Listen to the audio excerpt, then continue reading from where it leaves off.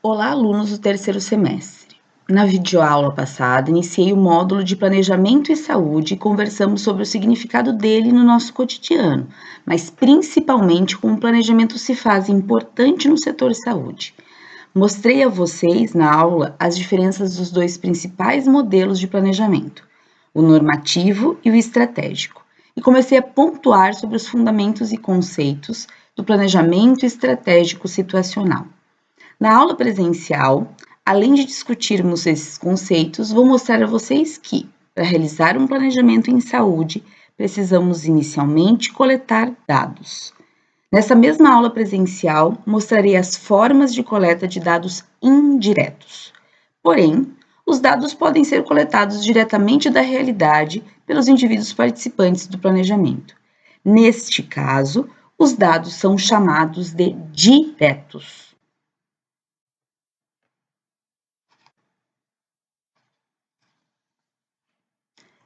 E é sobre esse assunto que falarei hoje. Os dados são fundamentais na geração de informação e esta será importante para o diagnóstico. Palavra essa que significa através do conhecimento. Portanto, o desafio é levantar dados, transformá-los em informação para produzir conhecimento, que vai subsidiar o planejamento. O planejamento é, portanto, um mediador entre o conhecimento e a ação.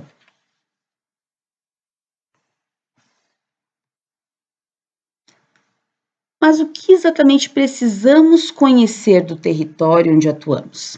Certamente precisamos conhecer os problemas de saúde mais importantes, suas causas e suas consequências. Um dos desafios do processo de planejamento em saúde diz respeito à capacidade do grupo que está planejando de identificar, descrever e explicar os principais problemas de saúde num determinado território, buscando definir prioridades quanto às soluções para reduzir esses problemas e elaborando um plano de ação que seja baseado nessas prioridades. Como na maioria das situações não se dispõe de muito tempo e dinheiro para coletar informações necessárias para a elaboração de um plano de ação, um método que ofereça resultados rápidos e seja capaz de avaliar os aspectos qualitativos e quantitativos dos problemas de saúde, com um custo mínimo, certamente será valioso. Temos, então, nessa linha de coleta de dados, duas importantes fontes diretas de coleta: a estimativa rápida participativa e o diagnóstico de demanda. Possuem características diferentes, como vocês podem perceber no slide.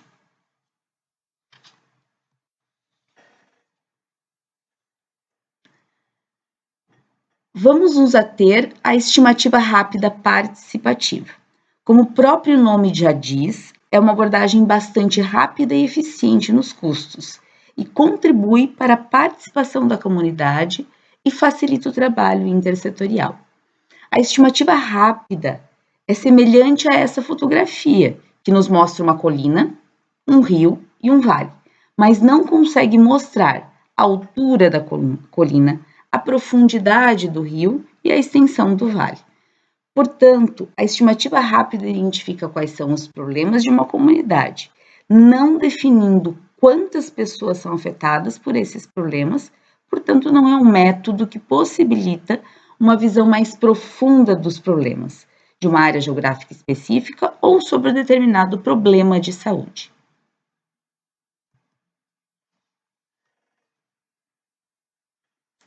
Esse slide, ele vai então reforçar o que a gente já conversou anteriormente.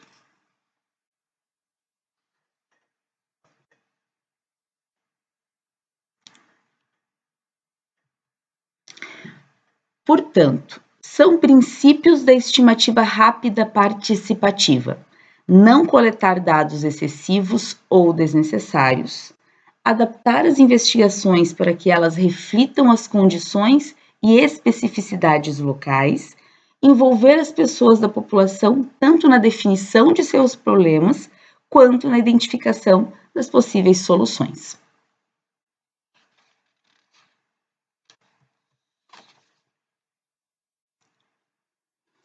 Os dados levantados pelo método da estimativa rápida são coletados em 3 fontes principais: nos registros escritos existentes, ou também chamadas de fontes secundárias, em entrevistas com informantes-chave, e utilizando roteiro e questionários nesses casos, e na observação ativa da área.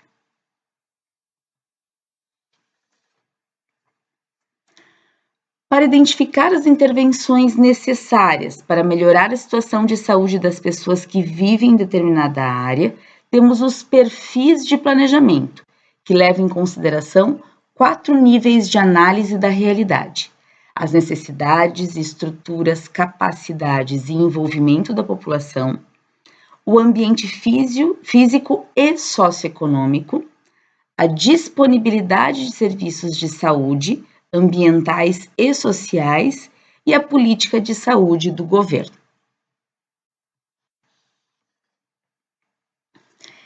Esses 4 níveis de análise da realidade, também chamados de perfis de planejamento, estão exemplificados na pirâmide a seguir. A base da pirâmide é constituída pelas informações sobre as estruturas, interesses e capacidade de agir da população. Como o processo de planejamento baseia-se no envolvimento e na contribuição concreta da população para a elaboração de um plano de ação, essas informações elas são necessárias para que se possa conhecer o quanto as lideranças, as organizações e as estruturas comunitárias são fortes ou fracas, procurando analisar o potencial de atuação delas. O segundo nível, ele procura descrever os fatores socioeconômicos, sanitários e ambientais que influenciam a saúde da população. Aqui, as informações são necessárias para que se possa investigar os potenciais e as barreiras existentes para os melhoramentos comunitários. As informações sobre o ambiente físico procuram descrever as principais ameaças à saúde, buscando identificar fatores ambientais tais como população, superpopulação, áreas de desmoronamento. As informações sobre os aspectos sociais focalizam-se nas crenças e valores que podem facilitar ou então impedir mudanças de comportamento. Uma análise dos aspectos econômicos busca conhecer a renda, a escolaridade, o perfil de ocupação e as oportunidades econômicas dos vários grupos populacionais.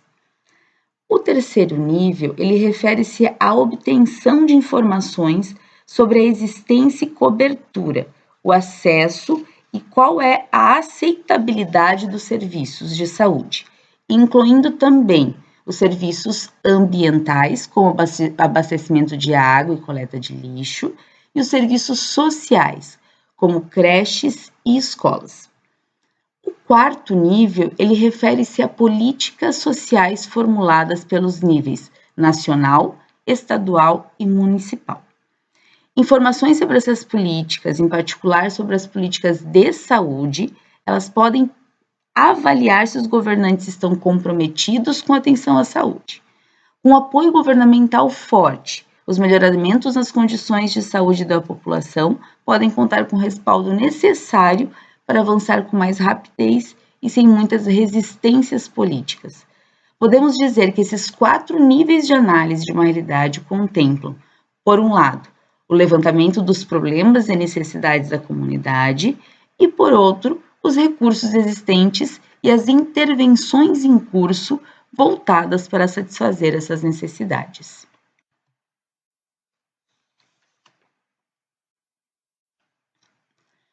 A estimativa rápida é parte do processo de planejamento e, portanto, a definição das informações necessárias para subsidiar a elaboração de um plano de ação e o modo de obtê-las são parte crucial desse processo. A decisão sobre quais informações devem ser obtidas e como elas devem ser coletadas cabe à equipe local que está planejando. O primeiro passo é elaborar uma lista com as informações que deverão ser coletadas e, a seguir, deve-se decidir sobre as fontes, entrevista, observação ou registros existentes, que serão utilizadas para a obtenção dessas informações. Portanto, podemos usar fontes de dados tanto diretos quanto indiretos. A coleta das informações deve proporcionar a formulação de vários microdiagnósticos de saúde dessa população envolvida. Esses microdiagnósticos são populacional, ambiental e epidemiológico, do sistema sanitário e das políticas de saúde.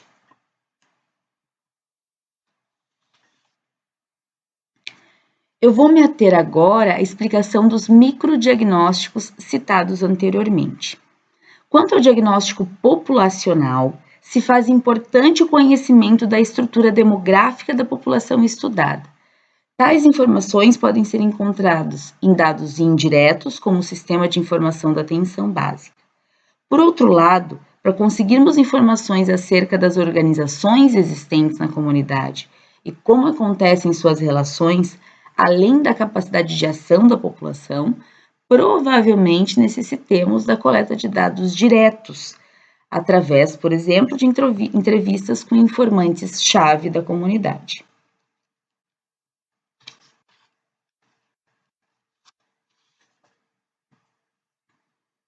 O próximo microdiagnóstico é o ambiental e epidemiológico, sendo que o ambiental é subdividido em contextual, que contempla o conhecimento da história da comunidade, de suas características geográficas, o físico, que contempla informações sobre o território ocupado pelas famílias e características do domicílio, além do socioeconômico, que vai avaliar a renda, a escolaridade e o nível de ocupação da população que vive sobre esse espaço geográfico definido.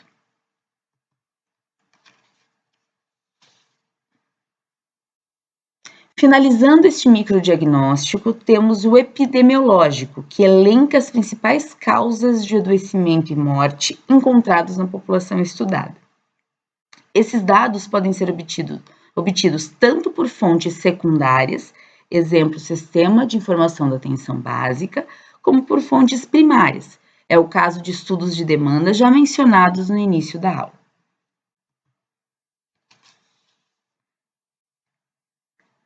O microdiagnóstico do sistema sanitário de saúde passa pela identificação da estrutura de saúde existente, das ações ofertadas e como se dá a utilização desses serviços pela população.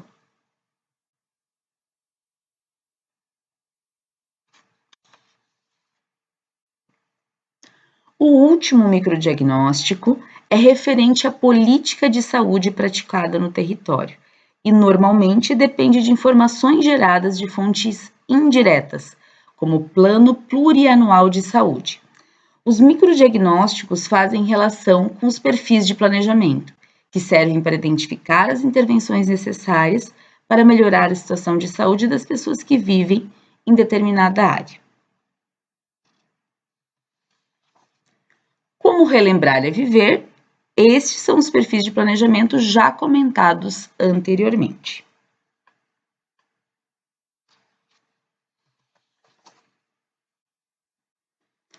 Vocês perceberam que para realizar o diagnóstico de saúde da população, precisamos muitas vezes de dados que não estão presentes em registros já existentes. Portanto, devemos realizar a busca direta de tais dados, através da entrevista com informantes-chave da comunidade, prevista na estimativa rápida participativa. As entrevistas semi-estruturadas com informantes-chave podem ser a base para se preparar um plano fundamentado nos problemas percebidos pela população, procurando garantir envolvimento desta na proposição de soluções. Uma entrevista semi-estruturada é um diálogo orientado e conduzido de maneira suficientemente informal para que o informante possa introduzir assuntos ou aspectos que o entrevistador não esperava. Esse tipo de entrevista é extremamente apropriado para uma estimativa rápida, porque os assuntos sobre os quais se procura obter dados, que são geralmente complexos, exigindo respostas mais qualitativas do que quantitativas. Consideram-se informantes-chave aquelas pessoas que supostamente têm informações relevantes sobre as condições da população ou de parte desta.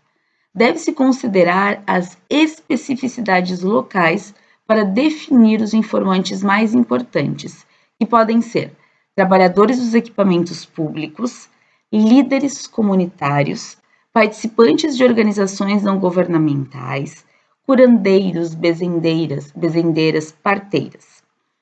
Tudo dependerá do dado que se quer coletar.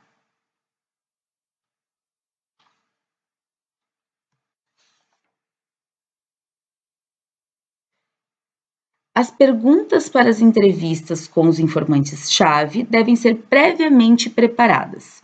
Em sua maioria, devem ser abertas, isto é, devem ser perguntas que estimulem o entrevistado a responder de modo livre. Cada pergunta deve referir-se a uma única ideia, ser formulada com palavras simples e claras e ser tão curta quanto possível.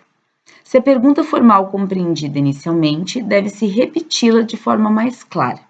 Deve-se evitar perguntas que influenciem a resposta ou perguntas então negativas.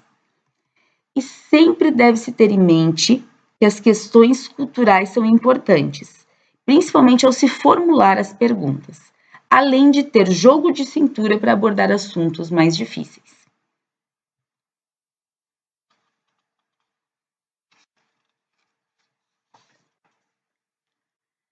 Na introdução do questionário, deve haver uma explicação sobre a razão da entrevista e sobre quem a está solicitando.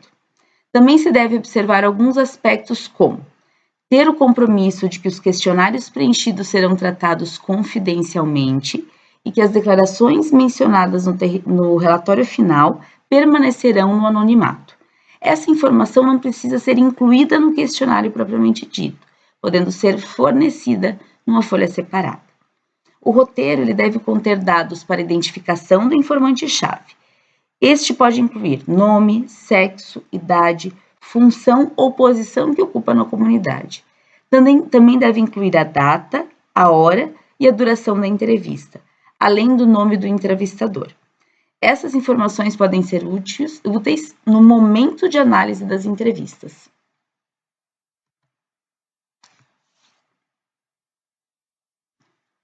O roteiro ele deve começar com as perguntas menos controvertidas para deixar o informante à vontade e criar um clima de confiança. Uma vez iniciada uma linha de perguntas, deve-se elaborar o roteiro de forma que a entrevista flua. Não é necessário preparar roteiros específicos para cada tipo de informante-chave. As vantagens de utilizar um único roteiro para todas as entrevistas são poupar tempo na preparação do roteiro e, mais importante, obter respostas sobre o mesmo assunto de pessoas diferentes. Uma vez preparado o roteiro, a equipe deve testá-lo, preferencialmente com pessoas com perfil semelhante àquelas que serão entrevistadas. É preciso fazer um pré-teste e rever o roteiro no que for necessário, pelas seguintes razões.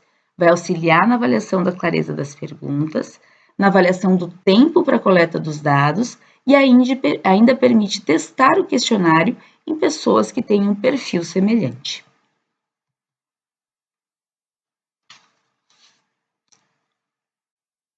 A última forma na estimativa rápida participativa de se obter dados, sendo esses diretos, é a observação ativa. Ela fornece informações acerca do ambiente físico do território e sobre os serviços ofertados, além de sua estrutura. Para tanto, deve-se elaborar um roteiro contendo as variáveis a serem observadas. As observações devem ser anotadas e serão comparadas com as de outros membros da equipe durante a análise de dados. A experiência do grupo deve pesar sobre essas observações, validando aquelas que deverão ser incluídas no relatório final. Observações são muito importantes. Elas podem confirmar ou invalidar informações obtidas nas entrevistas ou nos registros existentes. Podem também identificar questões que não foram mencionadas ou foram intencionalmente omitidas pelos informantes-chave. A maioria dos dados coletados, principalmente nas entrevistas e nas observações, será do tipo qualitativo, declarações, opiniões e inscrições, nenhum dos quais é facilmente quantificável. O processamento de dados qualitativos é mais difícil do que dos dados quantitativos e deve ser abordado de maneira sistemática. A isso se chama análise de conteúdo. Para que os dados coletados façam sentido, é necessário agrupar as diferentes respostas e observações realizadas. Por exemplo, pode haver respostas de 15 informantes importantes sobre o abastecimento de água, que sejam diferentes entre si. Pode acontecer de 10 das 15 pessoas indicarem que a principal preocupação da população diz respeito à distância para buscar água. 2 podem ter expressado preocupação com a regularidade no fornecimento, relatando que este acontece apenas de 2 em 2 dias, ao passo que as outras 3 focalizaram-se na omissão da autoridade municipal quanto ao conserto de vazamentos na linha de abastecimento. Essas respostas podem ser classificadas em 3 categorias: distância até a fonte de água, irregularidade no fornecimento, manutenção da rede de abastecimento. É a identificação dessas categorias que permite que as respostas sejam agrupadas para análise. Depois que todos os informantes-chave forem entrevistados, as categorias para análise devem ser identificadas, utilizando-se pequena amostra do total de entrevistas. Escolhe-se aleatoriamente o número de questionários e os utiliza para criar as categorias, agrupando os questionários restantes, considerando-se a categorização criada. Toda a equipe deve chegar a um consenso quanto às categorias mais apropriadas. Deve-se estabelecer um limite para o número de categorias. A maioria das vezes, entre 3 a 5 pode ser adequado. Essas categorias devem considerar também as informações obtidas nas fontes secundárias e também na observação direta. A interpretação das descobertas pode ser feita em 3 fases. A primeira é o preparo para uma segunda rodada de entrevistas, se concluído que isso é necessário. A segunda é comparar as informações obtidas das entrevistas com os informantes-chave com aquelas abstraídas da observação ativa e de registros existentes. Se houver muitas discrepâncias entre esse conjunto de dados, deve-se decidir sobre como validar essas informações. A etapa final faz-se um resumo dos dados de cada categoria para produzir um relatório sintético com as principais conclusões em relação a cada pergunta. Esses resumos devem ser examinados e aprovados por todo o grupo. Uma vez confirmados, os resumos das descobertas da estimativa rápida podem ser agrupados nos blocos de informação do perfil de planejamento. Esse relatório deve subsidiar a continuidade do processo de planejamento, permitindo a identificação dos problemas e contribuindo para sua análise, fornecendo informações capazes de ajudar o grupo a compreender os determinantes desses problemas e, assim, propor as intervenções necessárias. Como vocês podem perceber, nessa videoaula há vários elementos a serem considerados e colocados em prática no diagnóstico situacional. Para melhor apreendê-los, vocês irão aplicá-los ao fazer o diagnóstico situacional de uma área de abrangência da equipe azul, uma unidade de saúde da família fictícia no município de Caracol. A ideia é que no final do módulo vocês sejam capazes de realizar uma das etapas mais importantes do planejamento estratégico situacional, que é o diagnóstico situacional. Faremos essa atividade em sala de aula no nosso segundo encontro presencial e acontecerá em grupos. Enviarei a vocês a descrição do município e da equipe, bem como os dados de importância para a realização dos microdiagnósticos. Finalizo por aqui. Até a aula presencial.